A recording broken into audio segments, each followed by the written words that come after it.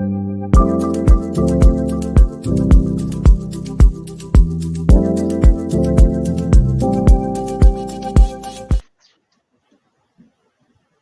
right, we're live. Yeah. How we doing? This one's been kind of in the makings here. You know, from our first episode, I feel like we just already made the initial plug to have Laura join us here. So glad to have you be a part of our show here. We've discovered that if you guilt somebody into it and mention them on LinkedIn, social media, get a couple of our friends in the business to mention her too, she almost has to join us. I'm super happy to be here. Thanks so much. Well, Laura, why don't you introduce yourself for our listeners? We are thrilled about this one. Just really, really appreciative of your time and participation and all the support that you and Fidelity provide. Thanks so much. Yeah, I am a 25-year veteran in the industry. I started in we can actually put a 19 in front of a number. 1999 is when I started. So this is year 25. I've had a great career. And I've spent the past 2 years, almost 2 years at Fidelity as a business consultant. Love the role. It's super fun. We have such a great set of data that we collect. I am a business consultant at Fidelity. I consult mostly on mergers and acquisitions. That's where I spend a bulk of my time, although we also consult on other things like organic growth and other areas of the business. But we take industry-wide data and compile that into really good research that helps me form an opinion and a point of view. And that's where we really get data-driven insights and data-driven points of view to share with the industry and share with our clients. So thank you. Well, when we started talking about having you on and just our history, like how did we meet? We've had a long relationship with Fidelity, but when we started doing those quarterly calls with you and your team and talking macro level, what are you saying? What are we saying? Comparing notes and usually going over your research. That's where we kind of started having this idea about having you on to do that for just the audience in general, because there's so much good data in there. And I think if there's anything we've learned in this space, it changes so quick. Mm-hmm. It's all for the better and on the upswing, but just seeing some of what you guys have put together, especially in the last 12 to 24 months, has been impressive. So we're excited to chat with you today. Yeah, Thanks so much. Go ahead. Those quarterly calls that, Michael and I, we always look forward to them, and it's always a good insight of what's happened, historically, but what's looking forward into the future, what's going to happen. And I think there's no other better way than if there is a potential seller out there, where should they start? And I think that high level macro overview of what's actually currently going on from an M&A perspective. And I think that's where your expertise is highly valuable for someone who is contemplating selling. So super excited to hear from you today. Thanks so much. And I would actually say both buy side and sell side. I know you have some partner firms that are also looking to be acquisitive. So I think some of that data and the landscape are super helpful for firms who are looking to get into the M&A space, but certainly for sellers. What's happening, not just multiples, but what are the reasons behind M&A and what are we seeing M&A in terms of volume and pace and direction? And I do want to say that this is not from a Fidelity standpoint, just me involved in this. I want to point out that there's a marketing team behind it. There's a research team behind it. There's a communications team behind it. And I know I'm forgetting others, compliance. There's an army of people that really help with it. And it takes a village, but it really produces such great results. So just wanted to say thank you to the entire team. Yeah, well, it is fantastic. And it's, we've gotten to do this a couple of times before. We've done this live at our conference. And one of the things I think is most fun about it is we always get the question, well, what are multiples or what are valuations? And with the data that you guys provide, we are able to provide a range, or at least talk about it in context so that it makes more sense for people that maybe they have a friend that sold or they're being pitched by a competitor and they just want to run that by somebody. So it does give us a little bit more ammunition that we can be more direct with folks when they ask about what you're saying or what we're saying. So let's dive in today, because I think we wanted to zoom out. We spent some time talking more from the perspective of a seller. So we had Trey Wilty on our last episode, one of our really good friends that sold and joined forces with us. And he was able to sort of lead us through the process. Why were they looking to sell? How did they approach an investment banker? they were unique in that they had 3 different timelines among the different partners, and then how they've been able to achieve such growth with us since they've been here. Today, we're going to go back out and just kind of talk from a 30,000 foot view. What is the market? What are you seeing? Do we think we're going to slow down or not? Obviously, we're tilted towards one side of that. And then why is there so much interest in this space? Why are private equity investors interested in space? Why are sellers approaching the market looking for a transaction?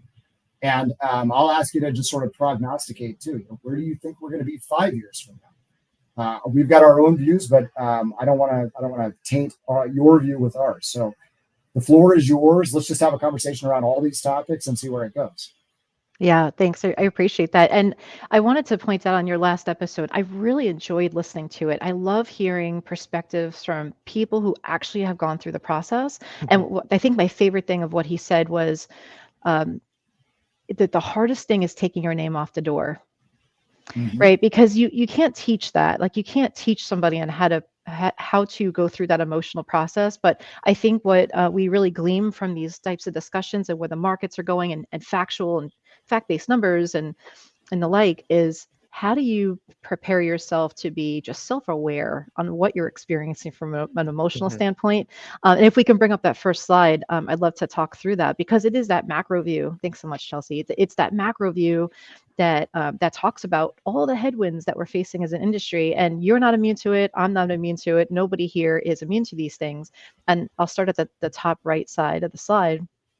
We have political uncertainty. We're in an election year. Who are you both voting for, by the way? We're going to leave that talk one religion untouched. next. Yeah, yeah, exactly. So we have no control over how that's going to affect our markets. On the bottom right, we talk about the wealth transfer, and I talk about that in 2 different sort of lenses, if you will. The top lens being G1 partners, the founders of firms who are passing the baton to G2 leaders, and can they afford to buy in? And do they have the wherewithal to wear 5 different hats? So that G1 to G2 transfer is happening. And then I want to ask both of you, do you know how many trillions of dollars are going to transfer from baby boomers to Gen X, Y, and Z by the year 2045? I'm not even going to hazard a guess. Me either. I'm not doing it.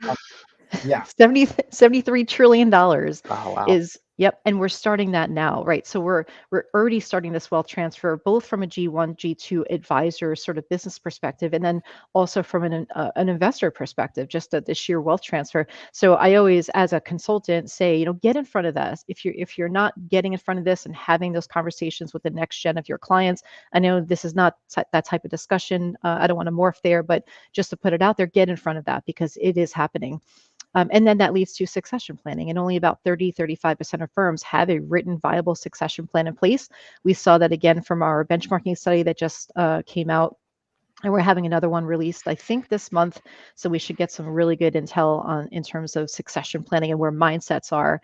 Right.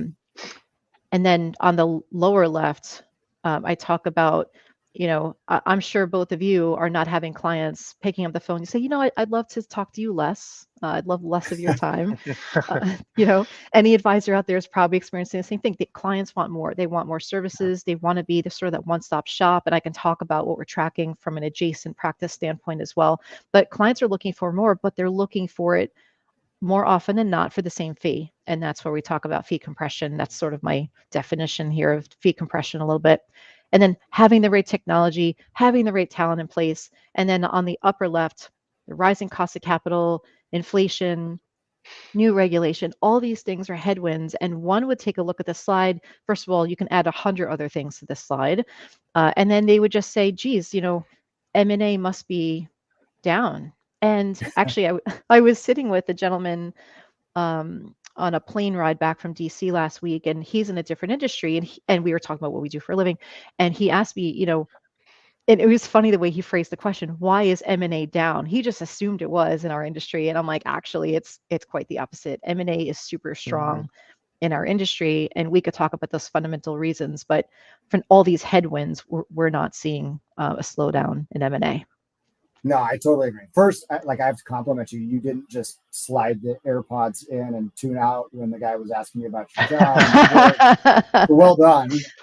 But you're right. I mean, it's exploding, and I know we're gonna talk about that a little bit more here. But I do love the way you define fee compression, because I get that question, and Jeff gets that question.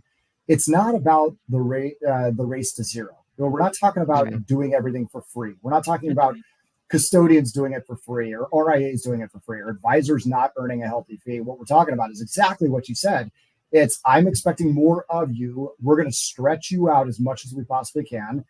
And that's what we've been trained to expect. We want tax, we want trust services, we want estate planning. All of those, the more you have under the same house, the more likely you are to retain those clients, and the more likely you are to build a relationship with the second generation, their children, and turn yourself into an actual legacy firm, not just an enterprise with your name on the door. So I think you're dead on with that.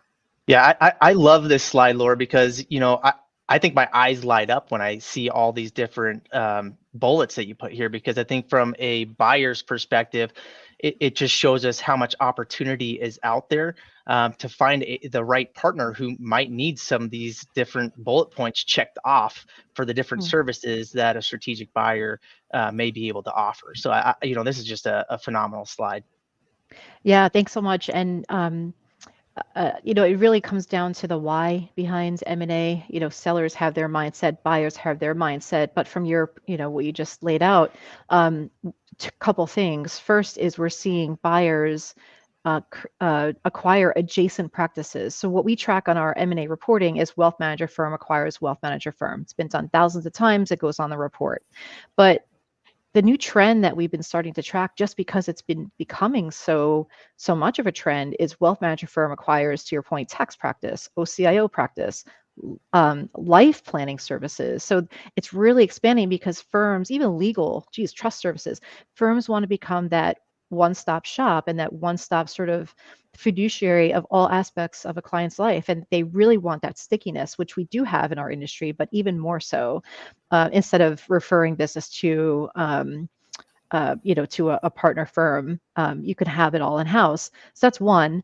And second is, from a buyer's perspective, there's a lot of buyers, I know yourselves included out there, that really bring that value proposition to sellers to say, look, I can help you with many of these things, and you can free yourself up to become a force multiplier and to really become a huge success in your business, because running your business it's a lot. It's important. All those things are important, but we can take those things off your plate, merge with one firm, and it's scaled and it's powerful, and you can really free yourselves up to grow. Yeah, there are a few items I'd say every single conversation with a potential seller. One of my favorite questions is, why? And if you look back 5 years from now, we just hung up with a prospective seller, terrific husband and wife duo, and asked the question: if you look back 5 years from now, what's a perfect transaction? If you're selling, and what would make you say, I made the right choice in that? And there are a few items we always hear. One is the capacity issue that you just mentioned. How do I not have to do the things I don't want to do? I might not want to write HR manuals or deal with compliance. I don't want to do my own marketing because I'm in XYZ small town, or it's just not the best use of my time. And then a lot of it, to your point earlier on the demographics, this group we just spoke with, they said our clients are asking the question. They walk in the door, they see our age, and they're saying, what is the step? What are you going to do? So, I think that we're seeing the same thing here.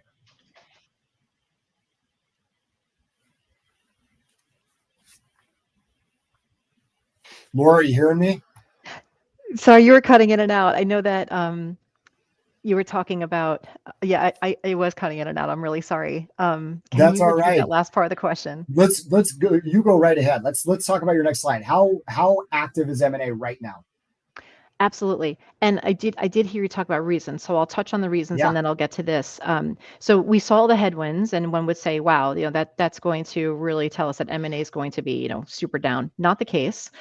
The reasons for M&A remain steadfast, and I'll get to these numbers, but what we're seeing is a replenishment in our industry from a RIA growth perspective. The number of RIAs out there, registered investment advisory firms, SEC registered 100 million or more.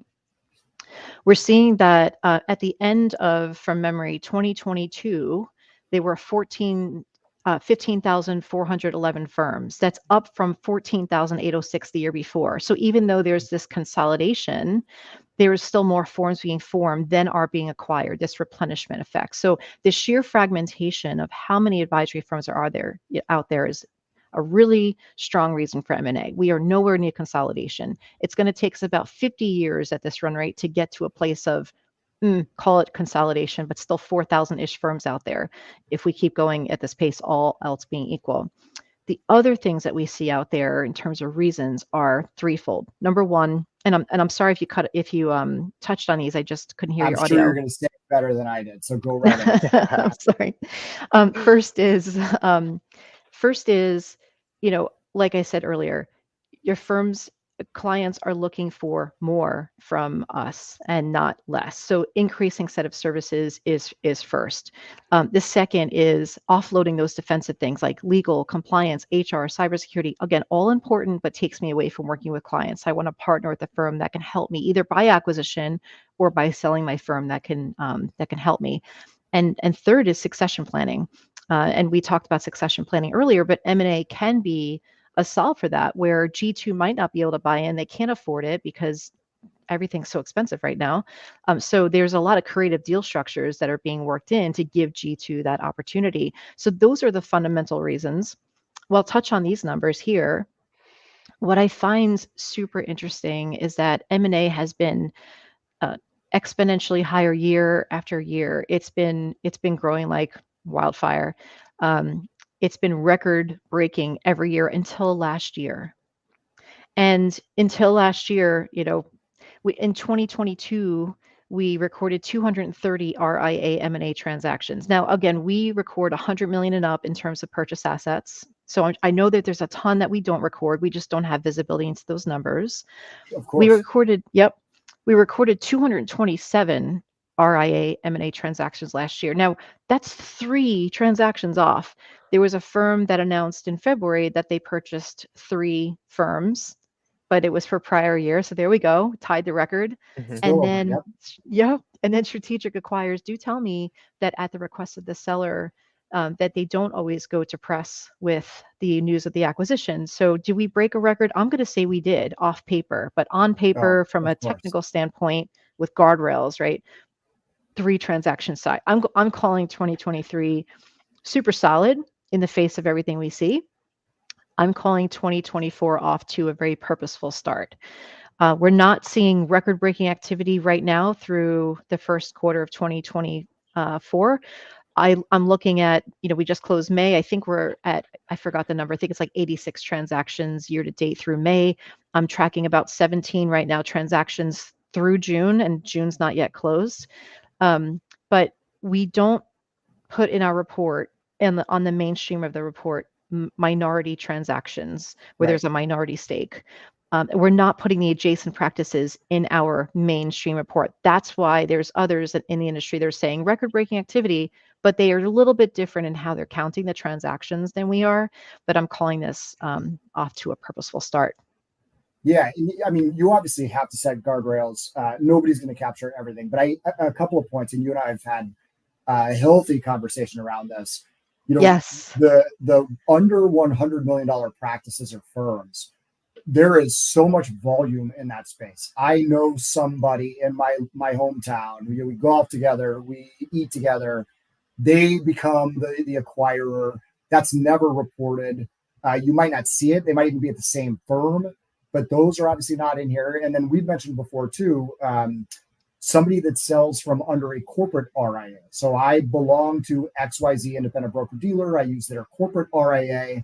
I sell my firm to Carson or whoever it might be, come on as an IAR of their firm. That would also escape the numbers here. And we see quite a bit of that. And then the other item you mentioned about just not announcing, you're absolutely right. One of our 5 last year, we didn't announce. It was a partner of ours that became our, at the time, 11th wholly owned office, and terrific firm. We made a lot of internal announcements. We celebrated with those stakeholders, but we didn't go to press with it. We didn't feel like there was a need to do that. And a lot of times that's at the request of the seller and our new partner. So that's not uncommon and jives with what we see. Yeah, I think one of the interesting stats that you pointed out was it based on how many registered investment advisors there are, it's going to take 50 years to be fully consolidated. At least. Yeah, that blows my mind. That's amazing. Yeah. At least. And like I said, that still leaves over 4,000 firms out there. So do we really call that consolidated? Probably not.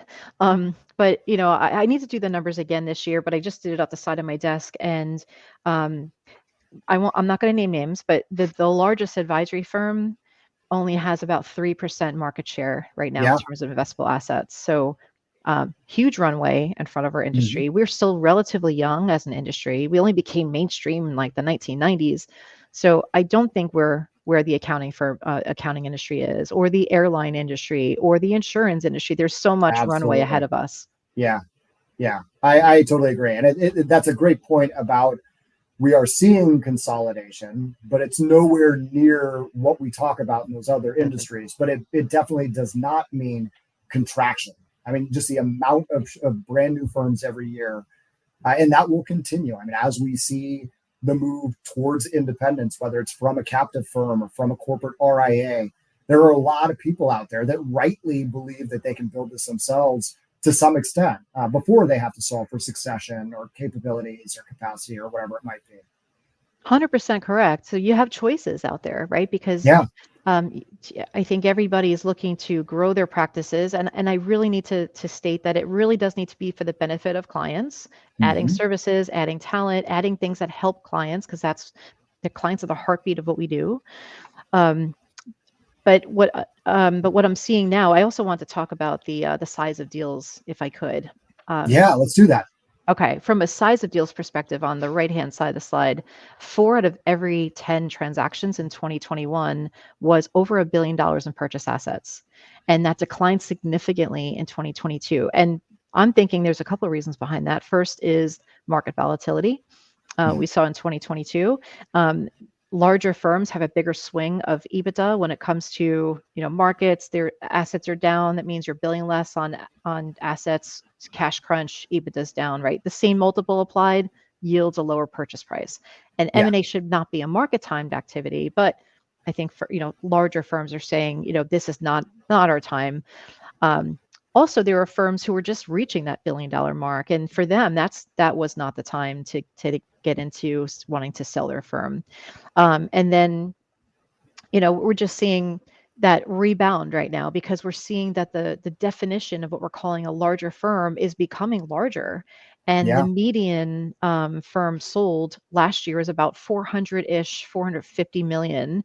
Now, year to date, looking at January through the end of May, we're at 550 million is the median size firm sold.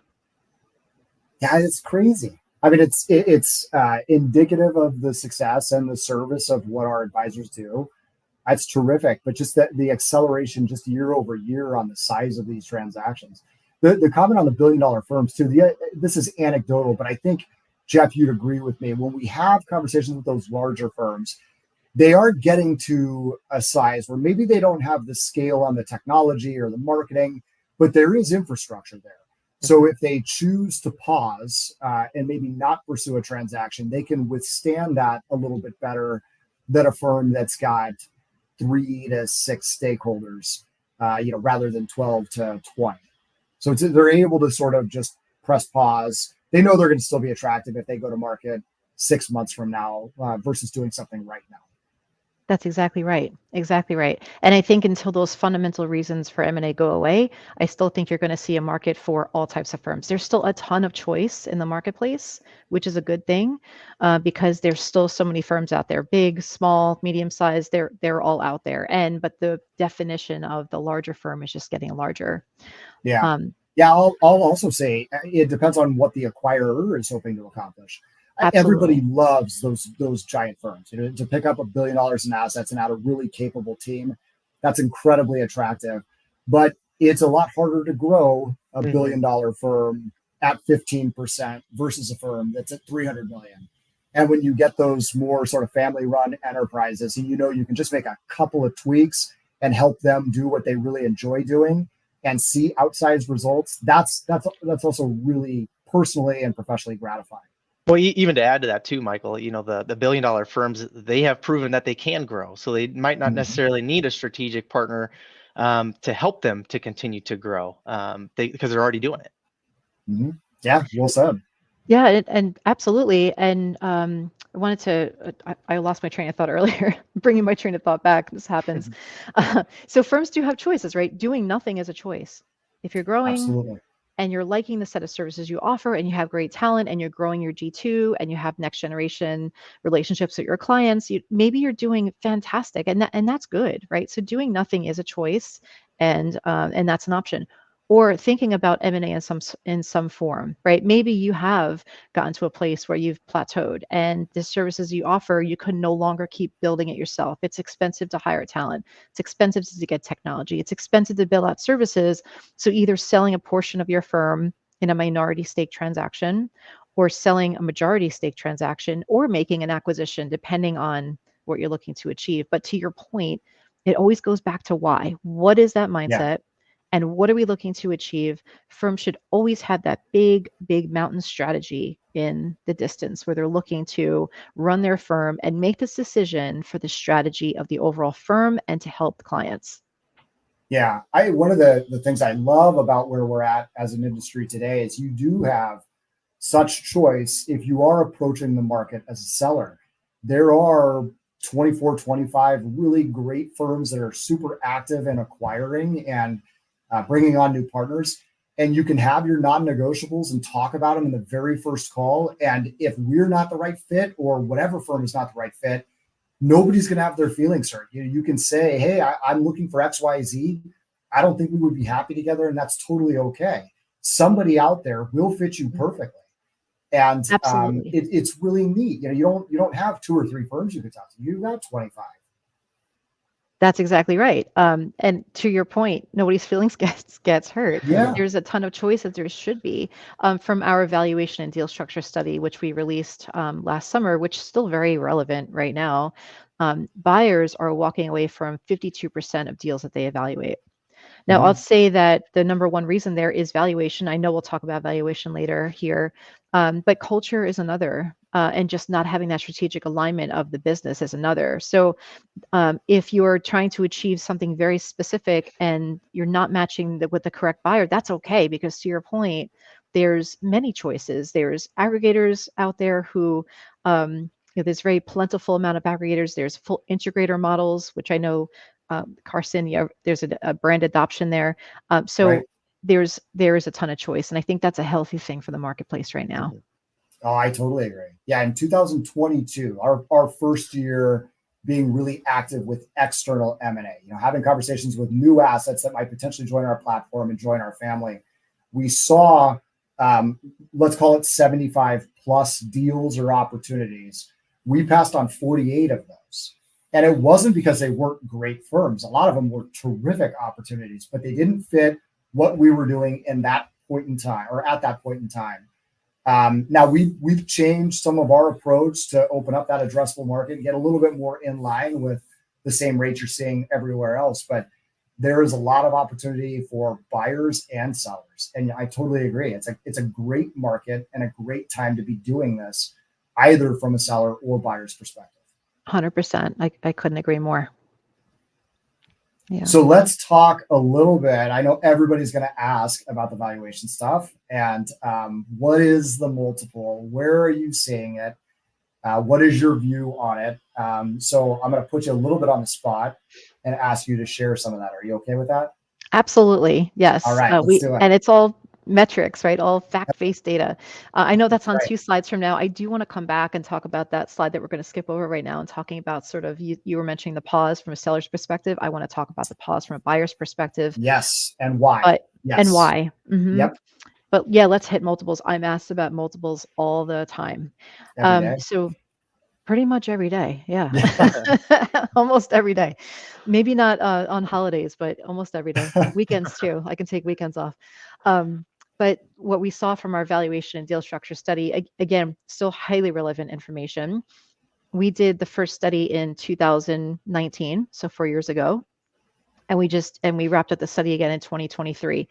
The median EBITDA multiple, we also did a study on the revenue multiple that came out around 2.5 to 3.25 times revenue for the median. But we really like to talk about EBITDA multiple because it gets into, and again, EBITDA is earnings before interest, taxes, depreciation, amortization, but it talks about cash flow, not just the revenue, but what are you spending to make your business a viable business? And are there things that we should adjust for, like one-time expenses, and what's the forward trajectory, and what are your expenses looking like from a forward trajectory standpoint too? So EBITDA is where we really hear the most chatter in terms of multiples. So it was 7 times EBITDA. That was the median 2019. It rose 2 turns to 9 times EBITDA in 2023. Now, what I'm hearing from strategic acquirers and from investment bankers is that multiples have plateaued for high value firms. Now, can firms go for 20? Yes. I think some of that we're talking about some of that's untested, right? Can they go for mid-teens, right? Yes, they can, but can firms go for 4 with earnouts? Yes, they can.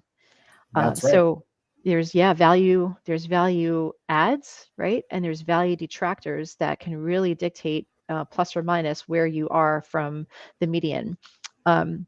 So for high quality firms, we're talking good management teams, good culture, good next gen, no client concentration risk, like all the things you want to see. Good growth rates. Yes. Good growth rates, still commanding really strong double-digit multiples. Firms that have high client concentration risk. I spoke to a gentleman who let me know that he lost a client, unfortunately passed away, did not have the next gen relationship with that client's heirs, and went from an offer of 7 times EBITDA for his firm to a multiple of 4 because of that client concentration risk. I know buyers are doing their due diligence. I highly urge sellers to do that same level of due diligence that buyers do. It's very lopsided in many cases. Yeah, no, absolutely. I mean, this is a marriage, and this has to work out for everybody involved. And you should be asking those tough questions. What makes you different from everybody else I'm speaking with? Why are advisors joining you? Why are advisors leaving you? So I appreciate that, and I love the way that you talk about this 7 to 9x too, because it's there are items that dial that up, and there are items that dial that down. So we can speak factually about what the multiples are, and this is absolutely accurate. And then there's sort of those intangible or added items that make somebody more attractive. Sometimes it's also geography. If we don't have a location in Jacksonville, Florida, and we really want to make a presence there, then we might turn that offer up by a half turn. Florida's great. Yeah, you're biased. That's where I live. Are they former coaching members? Sorry, Jeff. You're good. Are they somebody that we've been working with before? Is there a personal connection with Ron or with Bert or our executive team? All those things go into the pot when we start talking about what we value a firm at.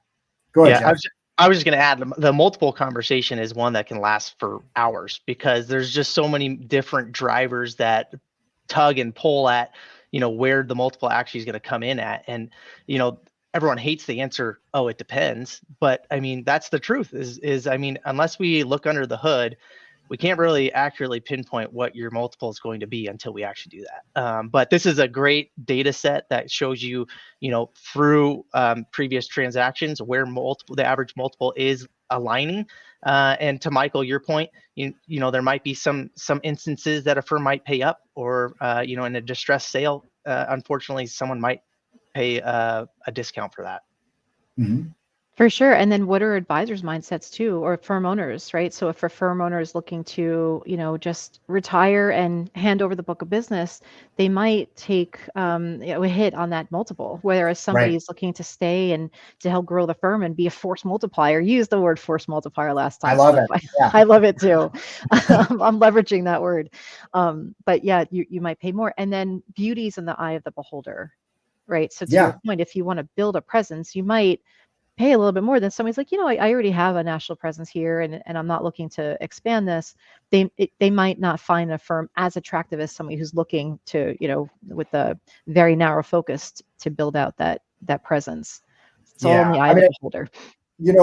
That's really accurate. If it was all discounted cash flow or even on multiples, it was nothing but math, this would be really easy. I mean, it'd be really easy to just say, this is exactly what you're worth based on your bottom line cash flow, right? Here's all your revenue. Here's all your expenses. Here's what you want to get paid. This is what's left. You're going to be worth a multiple of this. That's it. But I think at the end of the day, we work with people that we like and we trust. And that's what culture is in many ways. If there's somebody that you just feel the connection with, and they feel the connection with what we're building, and they come to Omaha, we go out and spend time with them. You just like each other. You trust that they're going to take care of their stakeholders and their clients. We trust that they're going to carry the brand name proudly. That's where the math. I don't never want to say it becomes irrelevant, because it's so important to the discussion, but it has a way of working its way out on both sides when there is the shared alignment and excitement about a partnership together. Absolutely. And I did this presentation at our Inside Track series in a couple of locations last year, and that we had a real-time poll. Yes, it's so great. And I remember, and we had a real-time poll, and we asked the audience, what is the biggest driver of an M&A transaction? Is it, and I'll just use simple terms, is it the dollars or is it the culture? And the entire room, except for like one sliver of that pie chart, said it's the culture. And then it really does, to your point, turn out to be, as long as you can work things out, the money will work itself out. Absolutely. Yeah, absolutely. Yep. All right. I know you wanted to go to the slide on why do buyers pause. This is your spaghetti chart. I love this one. So let's talk a little bit about what this means and why you track it.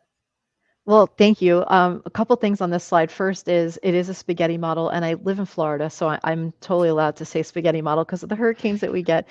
But this slide came up actually from our conversation, because we also have another slide, which is not in today's presentation, but we have a list of the top 20 acquirers who have done 3 or more deals in the previous 12 months.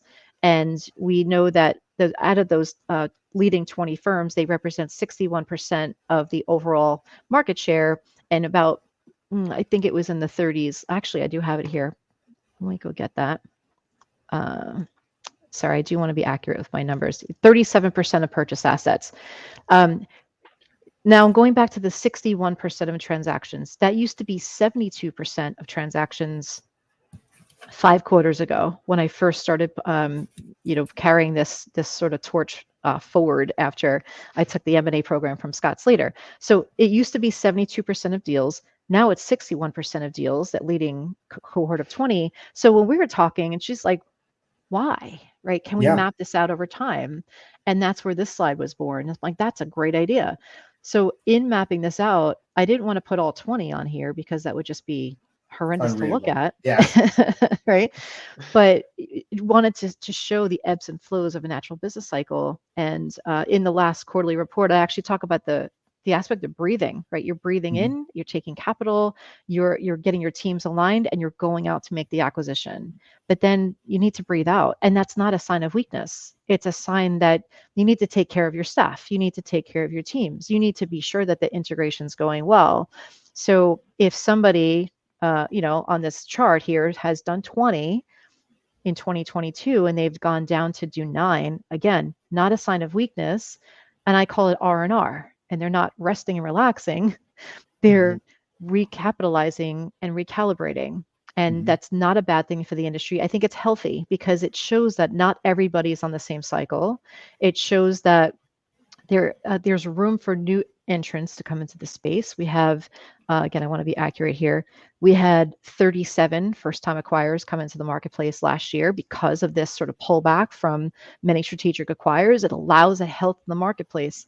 So I just think that this shows the natural business cycle, and I would be concerned, honestly, if everybody was on the same upswing and just oh my gosh, yeah, going out there killing it. That would be right. Yeah, I mean, it did 20 the year before you, and the natural inclination is, all right, we're gonna do 25, we're gonna do 30.